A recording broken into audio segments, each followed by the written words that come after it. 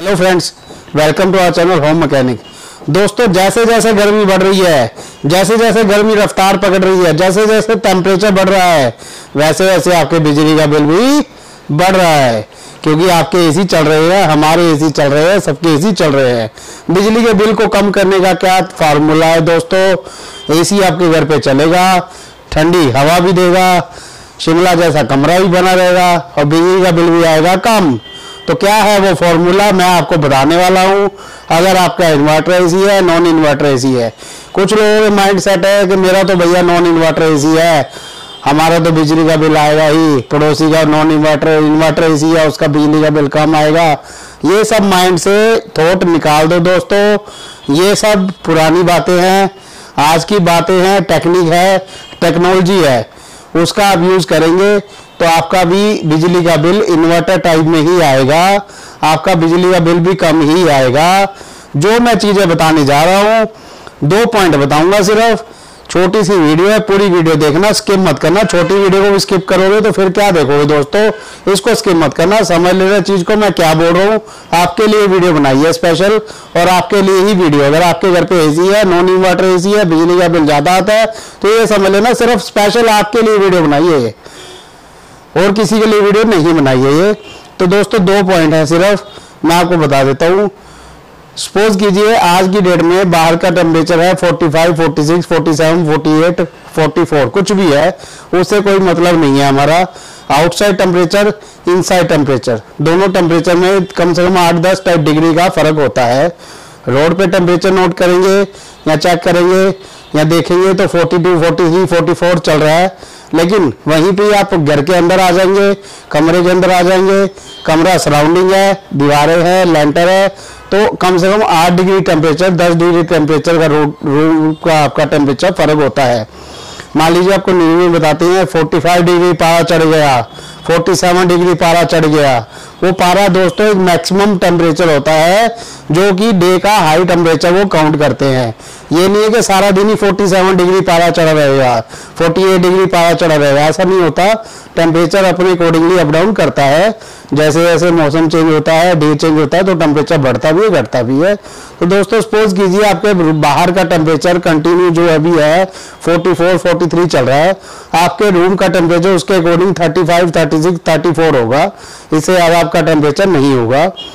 आपने मान लीजिए आपके घर पे एसी लगा है 1.5 टन, 1 टन, 1.25 टन, उससे कोई मतलब नहीं, आपने अपने रूम के हिसाब से एसी लगाया हुआ है, जो कि पहले से आप चला रहे हैं। तो दोस्तों होता क्या है, टेम्परेचर जो होता है रिमोट के अंदर मिनिमम सेट होता है 18, मैक्सिमम सेट होता है 30। हम क्या करते हैं, एसी चलाते हैं, तुरंत ही फटाफट हमें टेम्परेचर कम करना होता है। मान लीजिए 24 सेट है, हम फटाफट करते हैं उसको 18 कर देते हैं, पंखे की स्पीड तेज कर देते हैं, लो जी शिमला बनना शुरू, उसके साथ साथ बिजली का बिल भी बढ़ना शुरू। तो दोस्तों अगर आपका रूम का टेम्परेचर 34 है, 35 है, आप अपने रूम के टेम्परेचर को कम करना है, आपने कूलिंग करनी है, तो 18 डिग्री आपने सेट कर दिया। वो 18 डिग्री कभी भी रूम के टेम्परेचर आएगा नहीं। 1.5, 2 घंटे, 3 घंटे, 4 घंटे कंटिन्यू चलने के बाद भी कहीं जाके एक बारी 18 डिग्री टेम्परेचर आ गया एक बारी के लिए, तो गनीमत है। जब तक 18 डिग्री टेम्परेचर नहीं आएगा, आपका कंप्रेसर ऑन रहेगा, आपका आउटडोर यूनिट ऑन रहेगा, स्प्लिट का है, विंडो एसी है तो आपका कंप्रेसर ऑन रहेगा, वो कंटिन्यू चलता रहेगा 3 घंटे, 4 घंटे, 5 घंटे। इस कंडीशन में क्या होगा, एक तो आपका बिजली का बिल कंटिन्यू बढ़ रहा है, 18 डिग्री टेम्परेचर तो आ ही नहीं रहा। रूम का टेम्परेचर आपका जो आएगा उस टाइम में मैक्सिमम आएगा 24-23 तक आ जाता है।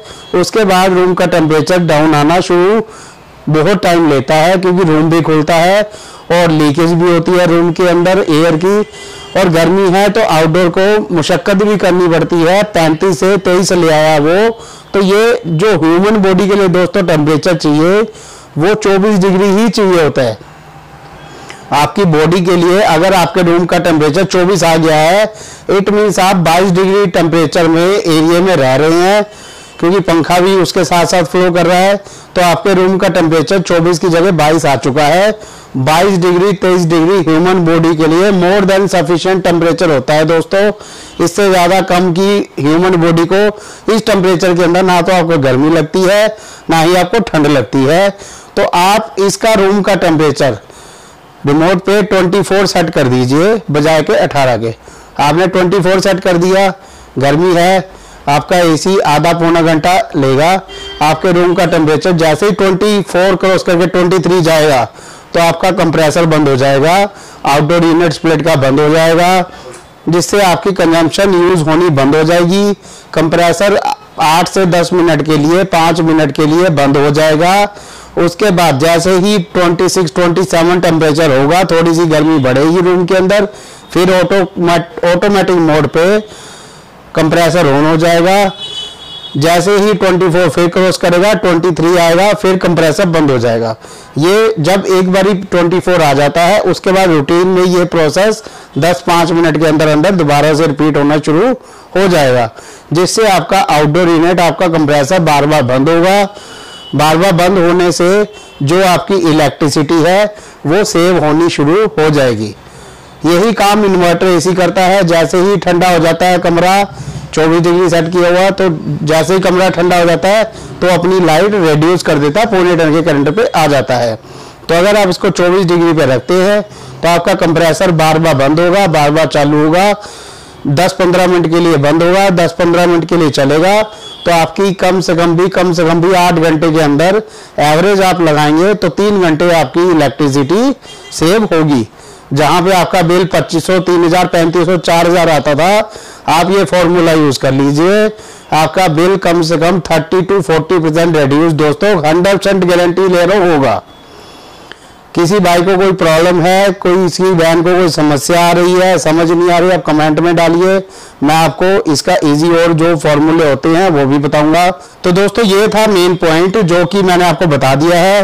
आप 24 डिग्री टेम्परेचर पे सेट करके अपना एसी रख दीजिए, आपका बिजली का बिल 30-35%, 40% कम होना शुरू हो जाएगा। आपको कोई भी इसमें दिक्कत लगती है, कोई भी प्रॉब्लम है तो आप कमेंट कीजिए। दोस्तों आज की वीडियो यही समाप्त करते हैं, मिलते हैं एक नई वीडियो के साथ, एक नए कॉन्सेप्ट है, एक नए प्रोडक्ट के साथ। तब तक के लिए नमस्कार।